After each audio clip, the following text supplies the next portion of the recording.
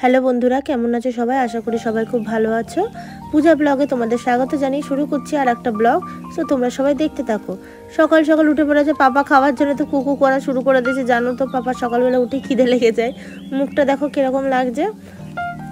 এদিকে পুজো দেবে বলে পুজোর সব জোগাড়জান্তি করা হয়ে গেছে, পুজো দেবে। এদিকে রিতম সকাল সকাল উঠে চা খাচ্ছে। উঠে চা খেয়ে ওর পরীক্ষা শুরু হবে যেহেতু দুদিনের মধ্যে, এই জন্য একটুখানি পড়তে বসে পড়েছে। পড়তে বসা মানে ওর সাথে যুদ্ধ করে পড়তে বসানো, বাংলা তার উপর আবার। এই যে বাংলা পড়বে না বলছে, দিয়ে ঝামেলা করছে। ঝামেলা পর বাংলাটা পর, বাংলাটাও একদমই পড়তে চায় না।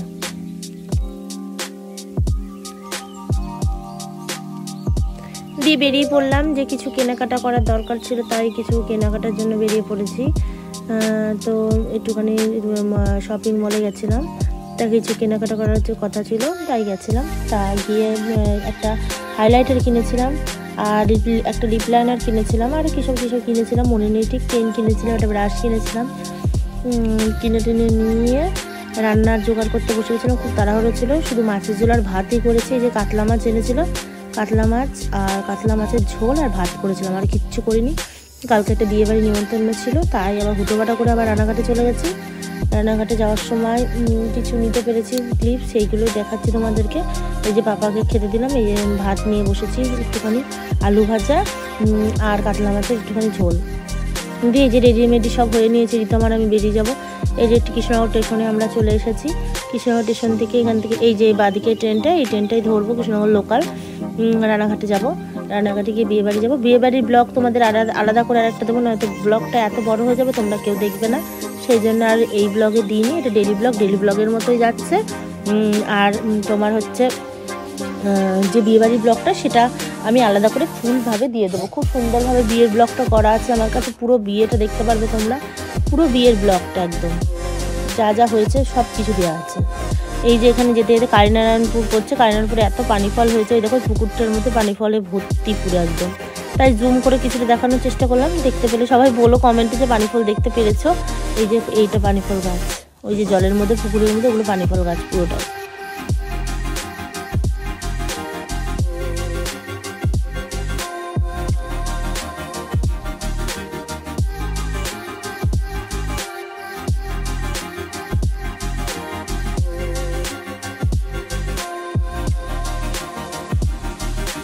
দেখতে দেখতে আমরা রানাঘাট স্টেশনে ঢুকে পড়েছি।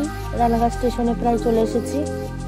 রানাঘাট স্টেশনে নেমে পড়েছি আমরা। রানাঘাট স্টেশন থেকে এই যে যাচ্ছি, ব্রিজের উপর দিয়ে যাব, এই জন্য পেছন দিকটা এসেছি। না ব্রিজ না, তোমার ইয়ে দিয়ে যাবো, এসকেলেটার বলে না, ওইটা দিয়ে যাব। তো ওইটা দিয়ে এই যে উঠে পড়লো রিতম আগে ফার্স্টে, তারপরে আমি উঠে পড়লাম। উঠে পড়ে যাচ্ছি। এই যে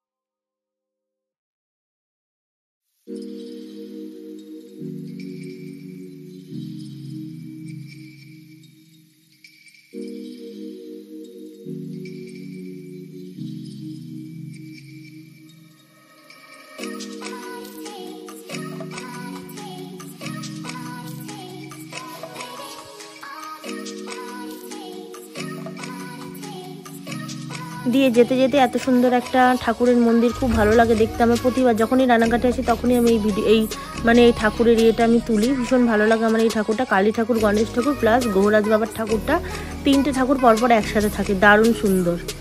এই যে যাচ্ছ ওর পিসির বাড়ির দিকে, পিসির বাড়ির ওখানেই রিলেটিভেরই একজনের বিয়ে বাড়িতে নিমন্ত্রণ আমাদের, সেখানেই যাচ্ছি। যেতে যেতে এই যে চলে এসেছে ওর পিসির বাড়ি। এই যে এই বাড়িটা ওর পিসির, এই বাড়িটা আমাদের চলে এসেছি। এই যে ঢুকে পড়ছি, ঢুকে পড়ে বিকালের আর সাজগোজটা দেখালাম না, একদম ডাইরেক্ট বরযাত্রী যাচ্ছি। সেই বরযাত্রীর একদম ছবিটা দেখাচ্ছে। এই যে ওর পিসি এটা সেজেছে, আর আমি আমারটা দেখাতে পারিনি, কেউ দেখায়নি বলে আর দেখানো হয়নি। তা লাস্টে কিছুটা দেখাতে পেরেছি, দেখিয়ে দিচ্ছি। আর সব মানে বিয়ের ব্লগে দেখতে পারবে সব কিছু। এই যে আমি রেডি হয়ে গেছি, যে এই যে যাচ্ছি সব। এই যে এই তত্ত্বটা নিয়েছিলাম, তত্ত্বটা আমার হাতে দিয়েছিল, এই তত্ত্বটা নিয়েছিলাম। দিয়ে যে পিসি টিসি সবাই সামনে আছে, সব লোকজন সবাই মিলে গেছিলাম, বেশ ভালো আনন্দ করেছি। ব্লগটা ভালো লাগলে অবশ্যই লাইক কমেন্ট শেয়ার করে দিও। চ্যানেল নতুন হয়ে থাকলে চ্যানেলটা সাবস্ক্রাইব করে পাশে থেকো। আর একটা নতুন বিয়ের ব্লগ আছে, দারুণ সুন্দর, দেখলে তোমরা পুরো অবাক হয়ে যাও। So bye bye, tata.